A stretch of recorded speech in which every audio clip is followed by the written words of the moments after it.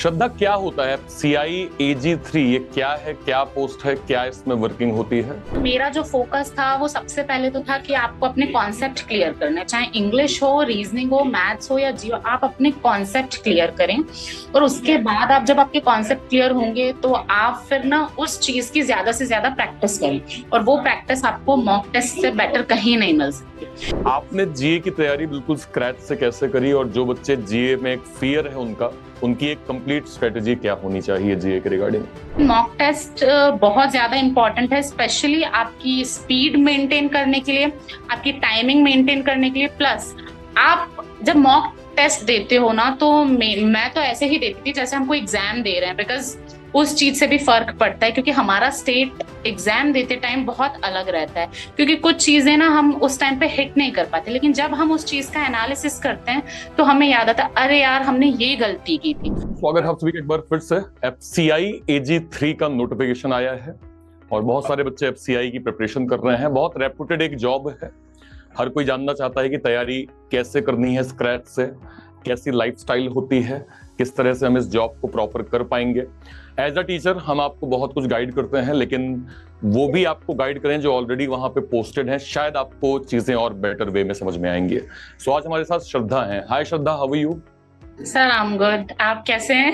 बस एकदम एकदम शानदार। श्रद्धा, सबसे पहले आप हमें ये बताइए कि आप प्रॉपर कहाँ से हैं, आपने कौन सी डिग्री करी है और किस ईयर में आपका FCI क्लियर हुआ था? सर मैं मध्य प्रदेश के सीहोर डिस्ट्रिक्ट से हूँ, और क्वालिफिकेशन की अगर बात करूँ तो मैंने मास्टर्स किया है फिजिक्स में, और FCI में मेरी लास्ट ईयर 2023 में मैंने ज्वाइन किया था। ऑलमोस्ट 1 ईयर होने वाला है मुझे। ठीक है श्रद्धा, क्या होता है CIAG3? ये क्या है, क्या पोस्ट है, क्या इसमें वर्किंग होती है?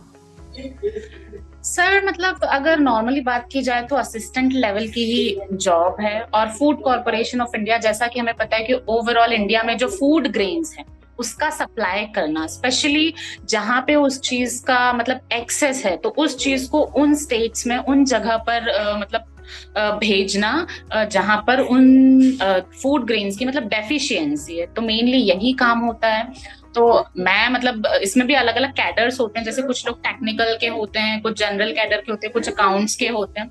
तो मेरा जनरल कैडर है, तो मुझे फिलहाल तो ऑफिस वर्क मिला है। बाकी अगर देखते हैं इन फ्यूचर अगर फील्ड में भी काम करने का मौका मिले। क्या इसमें वर्किंग होती है श्रद्धा? मंडे टू फ्राइडे हमें जाना पड़ता है। हमने सुना है वर्क लाइफ बैलेंस बहुत अच्छी होती है, तो मंडे टू फ्राइडे जाना होता है, सैटरडे जाना होता है, क्या है?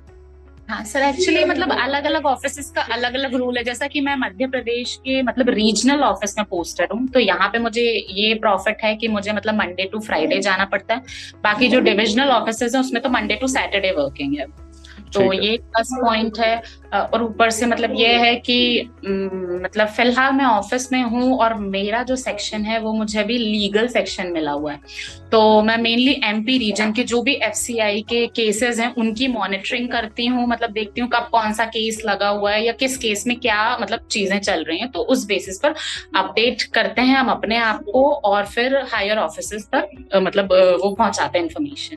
और बाकी अगर फील्ड वर्क की बात करूँ, तो फील्ड वर्क में वही सारे गोडाउन्स वगैरह में ग्रेन्स को स्टोर करना, उनकी केयर करना, उनको कीड़े से सारी चीजों से बचाना। कुल मिलाकर हमें फूड ग्रेन को स्टोर करते हैं, उनको सेफली रखा जाता है ताकि जब जरूरत पड़े तो उस फूड ग्रेन का इस्तेमाल किया जा सके। तो श्रद्धा, हम ये माने कि 2 दिन का पर्याप्त जो है वो ऑफ मिल जाता है ना? खुद के लिए, फैमिली के लिए टाइम देने का पर्याप्त समय मिल जाता है हमें, है ना? Yes sir. श्रद्धा, कैसी तैयारी हमने की जब हमने FCI का नोटिफिकेशन देखा? फिर हमने जब शुरुआती में सब्जेक्ट देखे, मैथ, रीजनिंग, इंग्लिश, फिर हमने पार्ट 2 देखा जिसमें GA भी आ जाता है। तो कैसे हमने इसकी बिल्कुल स्क्रैच से तैयारी करी? मैथ्स की स्ट्रेटजी, इंग्लिश या रीजनिंग की स्ट्रेटजी श्रद्धा की क्या थी? कैसे बिल्कुल बेसिक से पढ़ा? सर शुरुआत से एक्चुअली मैं प्रिपरेशन बैंकिंग की कर रही थी। लगभग सही मायने में मैंने सिर्फ 6 मंथ्स प्रॉपर पढ़ाई कर पाई है कंसिस्टेंसी के साथ। तो उसमें मेरा जो फोकस था वो सबसे पहले तो था कि आपको अपने कॉन्सेप्ट क्लियर करना है, चाहे इंग्लिश हो, रीजनिंग हो, मैथ्स हो या जियो, आप अपने कॉन्सेप्ट क्लियर करें। और उसके बाद आप जब आपके कॉन्सेप्ट क्लियर होंगे तो आप फिर ना उस चीज की ज्यादा से ज्यादा प्रैक्टिस करें, और वो प्रैक्टिस आपको मॉक टेस्ट से बेटर कहीं नहीं मिल सकती। की। तो मैंने सबसे पहले फोकस किया था अपने कॉन्सेप्ट क्लियरेंस पे, तो वो किया मैंने, मतलब पर सारे टॉपिक्स को उसी बेसिस पर पढ़ा मैंने, और मॉक टेस्ट वगैरह दिए जिससे स्पीड वगैरह मेंटेन हुई थी, और इस वजह से एग्जाम क्लियर किए। क्या स्ट्रेटजी श्रद्धा आपकी मैथ्स की थी? मैथ्स बहुत सारे बच्चों का एक डाउट होता है, बहुत फियर होता है कि यार हम कैसे इसको बिल्कुल बिगिनिंग से पढ़ें। रीजनिंग की क्या स्ट्रेटजी आपकी थी, क्योंकि रीजनिंग में पजल बहुत परेशान करता है हमें। यस सर, मैथ्स में मतलब सबको पता है कि स्पीड मैथ सबका फेवरेट होता है, उसके बाद जो रहता है वो डीआई होता है, और सबसे जो ज्यादा परेशान करता है वो एरिथमेटिक करता है। मतलब मुझे भी वो फियर था एरिथमेटिक का, पहले मैं सोचती थी पता नहीं बनेगा कि नहीं, उसको रीड करूं भी कि नहीं करूं। लेकिन वही बात है ना कि अगर आप कंसिस्टेंटली किसी चीज को फॉलो करते हैं तो आप वो कर लेते हैं। तो वही मैंने लगातार, मतलब एक्चुअली मेरा जो स्ट्रेटेजी थी वो यही था कि मैंने ना सारे सब्जेक्ट के लिए पर्टिकुलर एक एक टीचर को फॉलो किया था, कि मतलब मुझे मैथ्स इस पर्टिकुलर टीचर से पढ़ना है ताकि मेरे कॉन्सेप्ट बहुत अच्छे से क्लियर हो सके। रीजनिंग के लिए इससे पढ़ना, मतलब डिसाइडेड था कि मुझे बस उन लोगों की क्लासेस में प्रॉपर लेती थी, उसके बाद जो भी टाइम बचता था उसमें मैं सेल्फ स्टडी कर। श्रद्धा, जीए एक ऐसा सब्जेक्ट है जो बहुत वास्ट होता है। मतलब हमें नहीं पता होता कि 6 महीने पढ़ना है, 6 महीने का कॉन्सेप्ट पढ़ना है, कि 8 महीने पढ़ लें कि 10 महीने पढ़ लें। आपने जीए की तैयारी बिल्कुल स्क्रैच से कैसे करी, और जो बच्चे जीए में एक फियर है उनकी एक कंप्लीट स्ट्रेटेजी क्या होनी चाहिए जीए के रिगार्डिंग?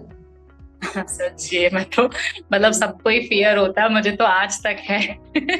यही है कि मतलब मेन चीज वही है कि आप किसी भी सब्जेक्ट को पढ़ने का सबसे जो मेन वो है कि आपको बेसिक्स आने चाहिए। किसी भी सब्जेक्ट की अगर मैं बात करूं तो आपको अगर बेसिक्स आता है, तो स्कूल लेवल तक तो हम सभी ने पढ़ा है, 10th 12th तक तो बेसिक चीजें, लेकिन फिर हमें करंट अफेयर्स आपको डेली बेसिस पे पढ़ना पड़ेगा उस पर्टिकुलर पीरियड का, क्योंकि हम नहीं बोल सकते हैं, जीए एक ऐसा सब्जेक्ट है जो अनप्रेडिक्टेबल, हम कह सकते हैं कि जरूरी नहीं है कि हमने जो पढ़ा है उसी में से है, तो वो थोड़ा सा अनएक्सपेक्टेड वो रहता है पेपर में। तो अगर मेरा तो यही था कि मेरे बाकी के 3 सब्जेक्ट फिर भी बेटर थे जीए के कंपैरिजन में, तो फिर वो कवर अप हो गया था। लेकिन वही जीए के लिए आपको बेसिक से जो भी मुझे तो यही लगता है कि स्कूल लेवल का आपका जो वो है, मतलब इसमें तो सब कुछ था, साइंस, सोशल साइंस, कंप्यूटर, मतलब सारे सब्जेक्ट ऑलमोस्ट थे, और उसके अलावा करंट अफेयर्स भी था। तो मैं यही बोलूंगी कि अगर आप क्लासेस लेते, किसी टीचर को फॉलो करते, वो कर सकते हैं, या किसी पर्टिकुलर बुक, मैगजीन वगैरह जिसमें मतलब करंट अफेयर्स हमें, मतलब हम अवेयर हो सकें उस चीज से, तो वो पढ़ना चाहिए। ठीक है। और मेन चीज तो वही है सर, मैं वही बोलूंगी कि प्रैक्टिस प्रैक्टिस प्रैक्टिस, इसके अलावा तो मुझे नहीं लगता कि कोई और ऑप्शन है।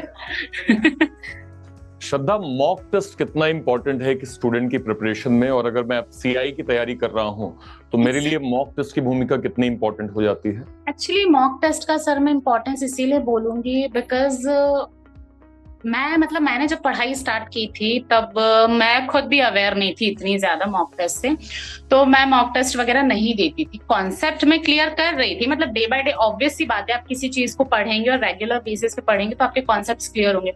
तो मेरे कॉन्सेप्ट तो क्लियर हो रहे थे, लेकिन वही बात, मैं मतलब बिना मॉक टेस्ट के एग्जाम्स देने जाती थी, तो जहां मतलब मेन चीज जो मैं मिस करती थी वो टाइमिंग, मैं टाइमिंग मैनेज नहीं कर पाती थी वहां पे। ठीक है, मैंने कर ली, हाँ आप कॉन्सेप्ट क्लियर है, आपको नॉलेज है पर सारी चीजों का, लेकिन आप मेन एग्जाम में अगर परफॉर्म नहीं कर पा रहे हैं तो फिर उस चीज का क्या मतलब है। तो वही है। लेकिन फिर मुझे याद है मैंने आपसे ही बात की थी और मॉक टेस्ट की मतलब इम्पोर्टेंस आप ही ने मुझे बताई थी, तो उस दिन के बाद से मैंने मतलब ऑलमोस्ट रेगुलर बेसिस पर मॉक दिए थे, तो जिसका मतलब इम्प्रूवमेंट मुझे खुद दिखा था। मतलब उसी ड्यूरेशन में जो 2-3 महीनों का वो था ड्यूरेशन, उसमें मैंने लगातार मॉक दिए थे। तो वही था कि आरआरबी क्लर्क जैसे उसमें एग्जाम में तो 40 बाय मतलब पूरे 80/80 क्वेश्चंस तक किए हैं। तो मतलब वही मैं बोलूंगी कि आपके कॉन्सेप्ट क्लियर है, बहुत अच्छी बात है, लेकिन मॉक टेस्ट बहुत ज्यादा इंपॉर्टेंट है, स्पेशली आपकी स्पीड मेंटेन करने के लिए,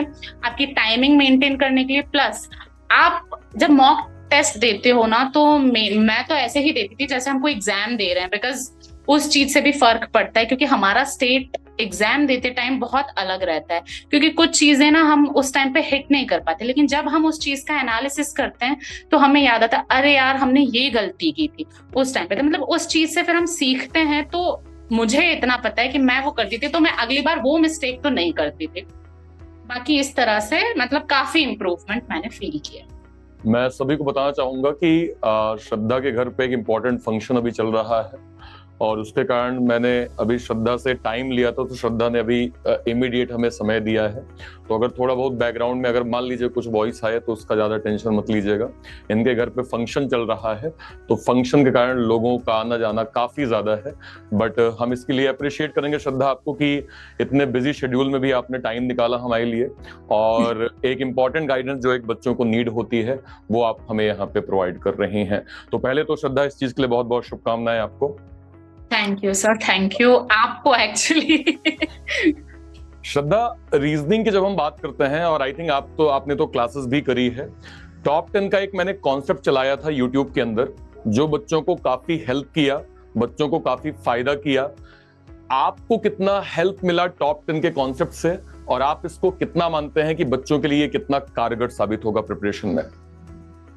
सर मतलब मैंने भी जब स्टार्टिंग में आपकी क्लासेस लेना शुरू किया था तब तो पहले ऐसा कॉन्सेप्ट नहीं था आपकी क्लास में, बट उसके बाद जब से आया तो वो चीज मैं बोलूंगी कि बहुत ज्यादा इफेक्टिव रही है एक्चुअली।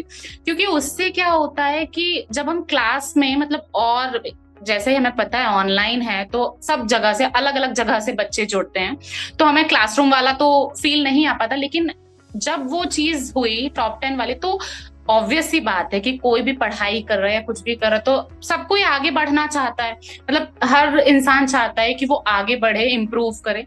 तो मैं यही बोलूंगी कि उससे क्या होता था, लोगों के मन में ना कॉम्पिटिटिव भावना रहती थी, तो सब अपना मतलब बेटर मतलब करना चाहते थे, सब यही चाहते थे कि हम आगे बढ़े हम।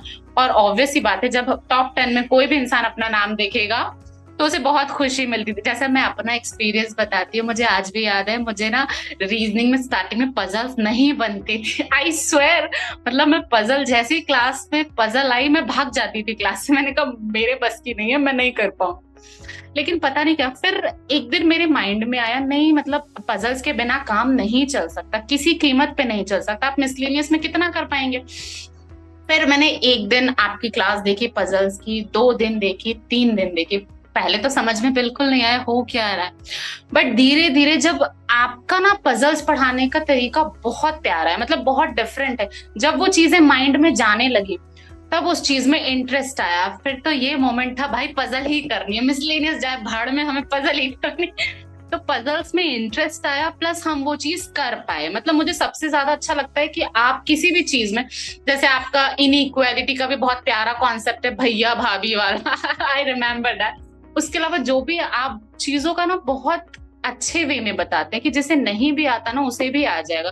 फिर मतलब ये था कि पजल से प्यार हो गया था, मतलब बस पजल्स ही करना है, फिर तो बुक से ढूंढ के यहाँ से वहां से, मतलब बस पजल्स मिल जाए और करना है, तो ये था। तो मैं बोलूंगी कि वो जो टॉप 10 वाला कॉन्सेप्ट है वो तो बहुत अच्छा है, क्योंकि उससे बच्चा अपने आप को इम्प्रूव करने की, मतलब अपने आप में उसके एक इंटरनल मोटिवेशन उसके अंदर आता है कि नहीं भाई करना है हमें, क्योंकि हमें भी उस टॉप 10 में आना है, यही चीज।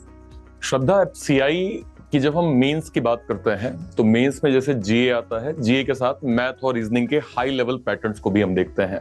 तो आपने अब सीआई के हाई लेवल वो जो रीजनिंग के क्वेश्चंस हैं, चाहे पजल हो गया या फिर मैं रीजनिंग अर्थमेटिक की बात करूं या फिर मैथमेटिक जो है वो अर्थमेटिक और डीआई के सवाल हैं, इन क्वेश्चंस की आपने प्रैक्टिस कैसे करी और मेंस की ओवरऑल ये हाई लेवल पैटर्न की तैयारी आपकी क्या थी? सर अगर मैं पर्टिकुलर सब्जेक्ट वाइज बात करूं तो मेरा सिंपल था, मतलब मैं क्लासेस लेती थी, मैं टीचर को फॉलो करती थी। और जैसे अगर मैं बात करूं रीजनिंग की, तो रीजनिंग का मैंने आपके अलावा तो लिटरली कहीं से नहीं पढ़ा, मैंने कोई बुक तक नहीं मतलब लिया है कि मैं कहीं और से पढूं, क्योंकि आप इतना ज्यादा हाई लेवल का पढ़ाते हैं ना कि एग्जाम में उससे लो लेवल ही देखने को मिलता है, तो ऐसा लगता है ये तो हलवा टाइप है। तो ये वाली फीलिंग, तो जब हम हाई लेवल पढ़ चुके होते हैं तो हमें एग्जाम में चीजें कम लगती है। तो रीजनिंग का तो पूरा क्रेडिट जो है वो आपका ही है। और बाकी अगर मैं बात करूं मैथ्स की या इंग्लिश की, तो उसके लिए जरूर है कि मतलब हम लोग टीचर्स को फॉलो करते हैं जो है, क्योंकि सबका पढ़ाने का तरीका बहुत अलग होता है। कोई मतलब अच्छा पढ़ाता है, कोई मतलब ज्यादा अच्छा पढ़ाता है, मतलब डिपेंड करता है। तो यही सब है कि मतलब बस मेन यही था कि हम चाहे मतलब बुक से पढ़ें या मॉक टेस्ट दें या मतलब क्लासेस लें, तो मेरा तो मैं सिंपली बताऊंगी कि मैं सेल्फ स्टडी नहीं कर पाती थी।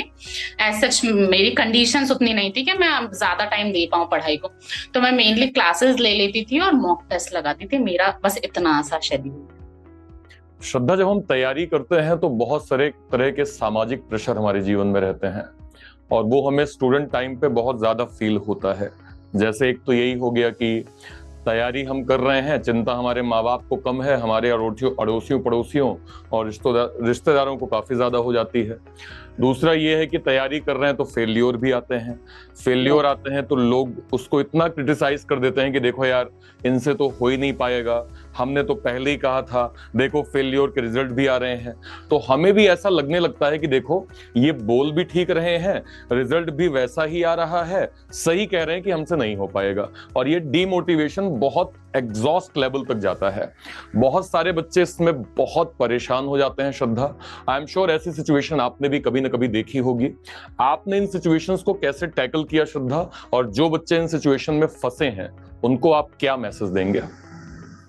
सर ऑब्वियस सी बात है, जब पढ़ाई मतलब शुरू की थी, वैसे तो पता है सबको खटकता है। एक तो हम लोग ना 3 बहन हैं और मेरा एक ही भाई है, तो मेनली पापा ने सबसे ज्यादा यही चीज सुनी कि तुम्हारी 3 लड़कियां हैं, तुम इतना क्यों पढ़ा रहे हो इनको, मतलब फिर इनकी शादी वगैरह करोगे, ये जो भी है मतलब दुनिया भर की बकवास चीजें थी बहुत सारी। मैं भी एग्जाम्स वगैरह देने जाती थी, स्टार्टिंग में था जब मैं प्रॉपर, मैंने बताया ना कि मैं प्रिपरेशन नहीं कर पाई थी तब, तो एग्जाम्स वगैरह देने जाती थी। ऑब्वियस सी बात है मेरे प्रीलिम्स तक क्लियर नहीं होते थे, आते थे मतलब जाना एग्जाम देना वापस आना और मुंह उतार के हम आ जाते थे। लेकिन फिर भी मुझे इस चीज की बहुत ज्यादा खुशी है कि दुनिया तो खैर जो है सो है, लेकिन पापा ने हमेशा सपोर्ट किया पढ़ाई के लिए। उन्होंने कहा नहीं तुम पेपर दो, मतलब उन्होंने भी जब मेरा डेडिकेशन देखा कि नहीं यार, इतनी सिचुएशंस होने के बाद भी, ये सारी कंडीशंस होने के बाद भी लड़की अगर पढ़ रही है तो उसको फिर पढ़ाना चाहिए। और उनका था, और मेरी मतलब मम्मी की भी लास्ट विश यही थी कि उनकी सारे बच्चे मतलब अच्छी जॉब करें,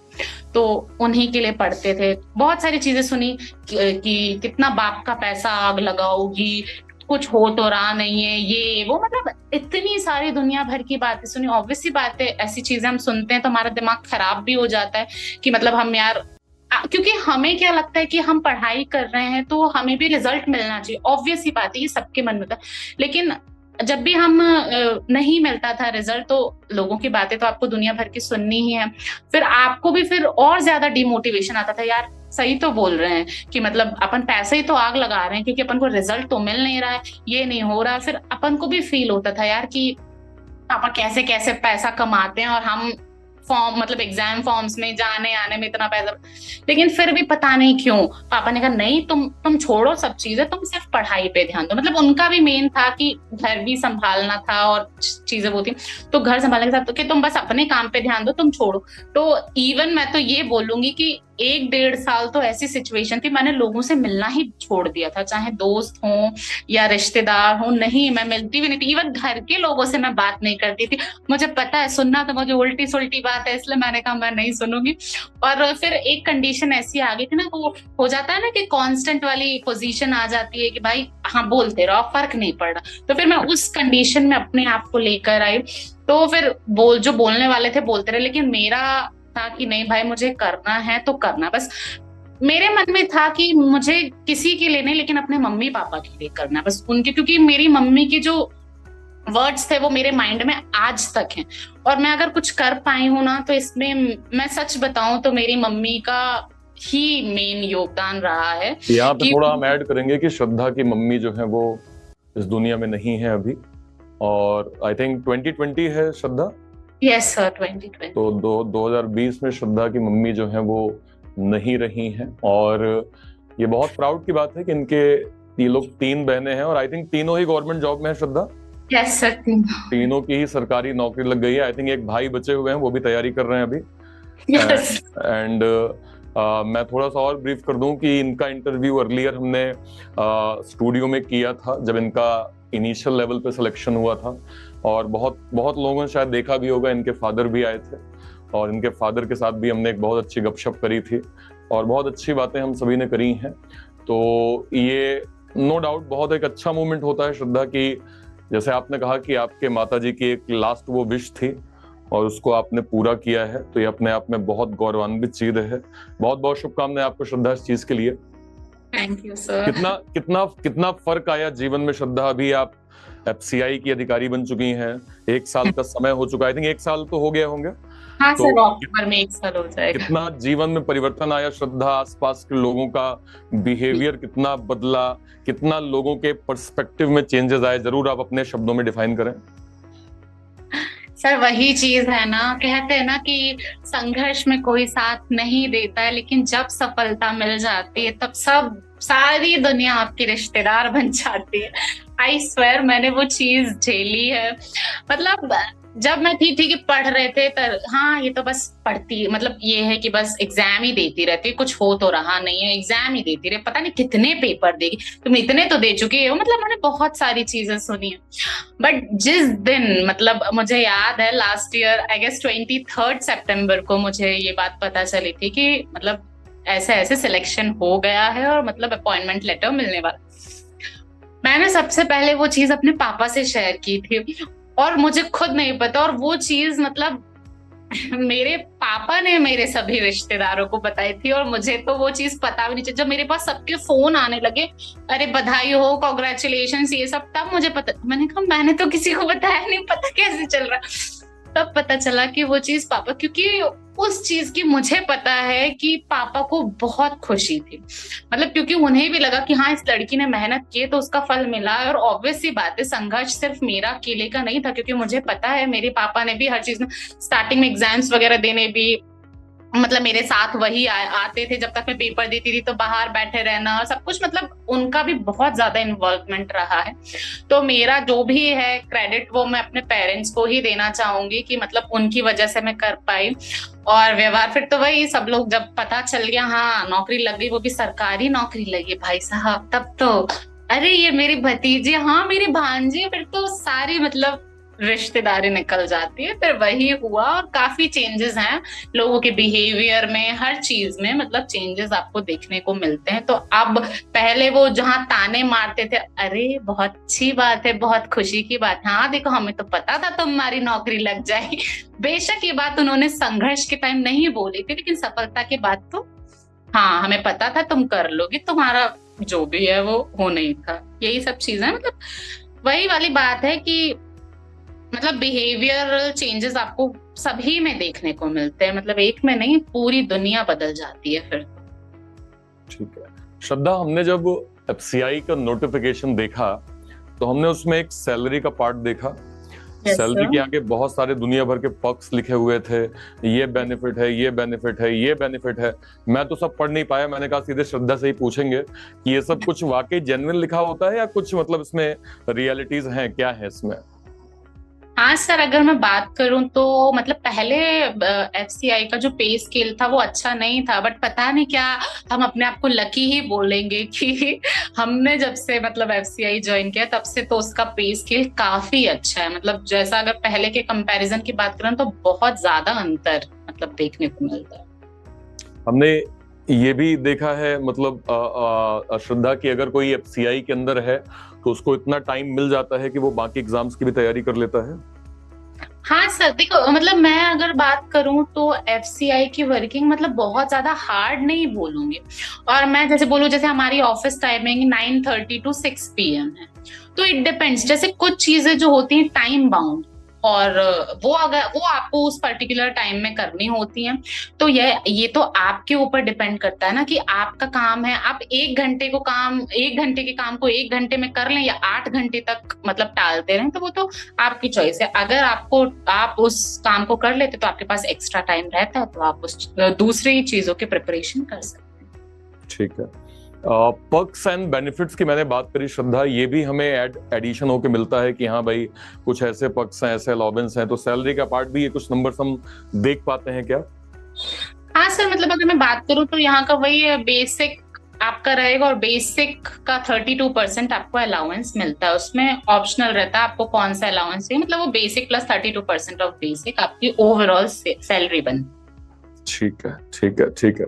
तो वर्क लाइफ बैलेंस मतलब अगर मैं श्रद्धा कहूं तो एफसीआई में है, मतलब आप Yes. अपने जॉब को भी प्रायोरिटी दे सकते हैं और अपने पर्सनल लाइफ को भी आप सफिशिएंट टाइम दे सकते हैं। यस सर, आप कह सकते हैं ऐसा, क्योंकि एज सच बहुत मतलब मैं बोलूंगी कि बैंक जैसा यहाँ पर प्रेशर वाला काम नहीं है। बस ये तो वो तो आपके ऊपर है ना कि आप अपने काम को किस वे में करते हैं। अगर आप प्रोक्रेस्टिनेट करेंगे तो ऑब्वियसली आप ही के लिए वो रहेगा, तो आप अपना काम टाइम पे कीजिए और आप अपनी लाइफ एंजॉय कीजिए, सिंपल सी बात है।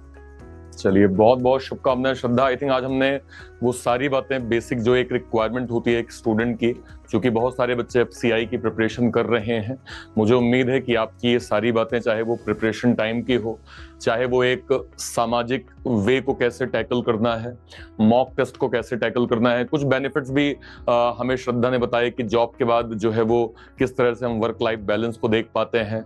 और ये बात सही है कि आप चाहे बैंकिंग में हो या इंश्योरेंस में हो या एफसीआई में हो, आपको काम तो करना पड़ेगा। अगर आप काम नहीं कर रहे हैं तो वो आपके लिए बर्डन है, काम कर रहे हैं तो आप एसबीआई पीओ में भी अच्छे से काम कर पाएंगे, एफसीआई AG3 में भी अच्छे से काम कर पाएंगे, आरबीआई ग्रेड बी में भी अच्छे से काम कर पाएंगे। चलिए श्रद्धा, बहुत बहुत शुभकामनाएं आपको वंस अगेन आपके सफलता के लिए। Thank you so much sir. और मुझे उम्मीद है कि अभी आप, ये जर्नी आपकी रुकेगी नहीं, अभी ये जर्नी और आगे जाएगी, है ना? तो आगे के लिए भी आपको बहुत बहुत शुभकामनाएं। बाकी time to time as per student requirement हम आपका इसी तरह से इंटरव्यू जरूर करते रहेंगे। चलिए, thank you so much Shraddha, thank you so much. So ये थी श्रद्धा जिनकी सक्सेस स्टोरी हमने सीखी समझी। और एफसीआई जो है वो बहुत एक रेप्यूटेड जॉब होती है, इसको प्रॉपर आप प्रिपेयर करिए, 100% एफर्ट करिए। आपने सुन लिया लाइफस्टाइल कितनी बढ़िया होती है, वर्क लाइफ बैलेंस कितना अच्छा होता है, तो अपना बेस्ट करें और इस बार इस जॉब को जरूर से जरूर आप सिक्योर करें। Till then, bye bye, thank you so much, जय हिंद, थैंक यू।